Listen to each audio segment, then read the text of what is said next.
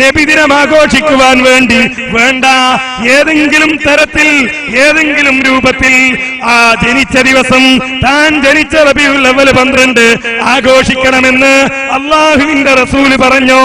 നമ്മുടെ നാട്ടിൽ നടക്കുന്ന നബിദിനങ്ങളുണ്ട്, കാലത്തിനനുസരിച്ച് മാറിക്കൊണ്ടിരിക്കുന്ന നബിദിനങ്ങളുണ്ട്. എന്താ നബിദിനത്തിന്റെ ന്യായീകരണം?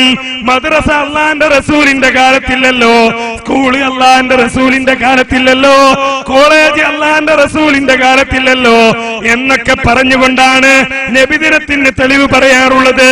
ഇവിടെയാകട്ടെ ഇവരിതാ പുതിയ രൂപം കണ്ടെത്തി.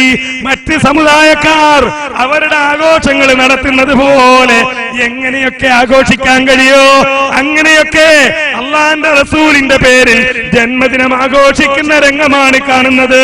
പ്രിയപ്പെട്ടവരെ, ആലോചിക്കണം. ആരാ ദീന് പഠിപ്പിക്കേണ്ടത്? അല്ലാഹുവിന്റെ റസൂലല്ലേ പഠിപ്പിക്കേണ്ടത്, അല്ലാഹുവിന്റെ ഖുർആനല്ലേ പഠിപ്പിക്കേണ്ടത്. റബീഉൽ അവ്വൽ 12 എന്തെങ്കിലും പ്രത്യേകതയുണ്ട് എന്ന് വെള്ളിയാഴ്ചയെ കുറിച്ച് അല്ലാഹ് പഠിപ്പിച്ചു. അതേപോലെ തന്നെ ലൈലത്തുൽ ഖദ്റിന്റെ പ്രാധാന്യത്തെ കുറിച്ച് അല്ലാഹു നമുക്ക് വിശദീകരിച്ചു തന്നു.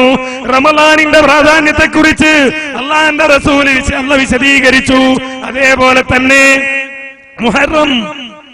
മുഹറം 10ന്റെ പ്രത്യേകതയെ കുറിച്ച്, അതേപോലെ തിങ്കളാഴ്ചയുടെ പ്രത്യേകതയെ കുറിച്ച്, എല്ലാ മാസവും 13, 14, 15 നോമ്പെടുക്കുന്നതിനെ കുറിച്ച് ഒക്കെ അല്ലാഹുവിന്റെ റസൂല് നമുക്ക് വിശദീകരിച്ചു തന്നു. എന്നാൽ ഞാൻ ജനിച്ച ദിവസം റബീഉൽ അവ്വൽ 12 നിങ്ങൾ നബിദിനാഘോഷം നടത്തുന്നത് പ്രമാണത്തിലാണ് കാണാൻ കഴിയുന്നത്. അല്ലാഹ് പറഞ്ഞു, റബീഉൽ അവ്വലിനേക്കാൾ പുണ്യം റബീഉൽ അവ്വലിന് ലൈലത്തുൽ ഖദ്റിനേക്കാൾ പുണ്യമുണ്ട് എന്നല്ലേ പറയുന്നത്? അങ്ങനെയല്ലേ പ്രചരിപ്പിക്കുന്നത്? 1000 മാസങ്ങളെക്കാൾ പുണ്യമുള്ള ലൈലത്തുൽ ഖദ്റിനേക്കാൾ പുണ്യം റബീഉൽ അവ്വലിനുണ്ട് എന്നീ സമൂഹത്തിന് മുന്നിൽ പ്രചരിപ്പിച്ചിട്ട് ആ ആഘോഷം സംഘടിപ്പിക്കുന്നു.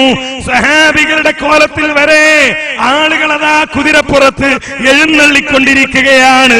ആരാണ് ഈ അനാചാരത്തിന് പിന്തുണ പ്രഖ്യാപിച്ചത്? അല്ലാഹ് പഠിപ്പിച്ചോ? അല്ലാഹുവിന്റെ റസൂല് പഠിപ്പിച്ചോ? സഹാബത്ത് ചെയ്തോ? പ്രിയപ്പെട്ടവരെ, നമ്മൾ ഓരോരുത്തരും ആലോചിച്ച് നോക്കേണ്ടതുണ്ട്.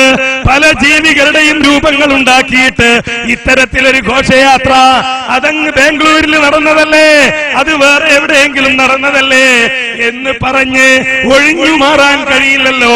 കാരണം എന്താണ്? ലോകത്തിന്റെ എല്ലാ ഭാഗത്തും നബിദിനം നടക്കുന്നുണ്ട്, നബിദിനാഘോഷം നടക്കുന്നുണ്ട് എന്നല്ലേ പറയുന്നത്. ഓരോ സ്ഥലത്തും പല രൂപത്തിലുള്ള അനാചാരങ്ങളും വിദേഹത്തുകളും ഉണ്ടാക്കി.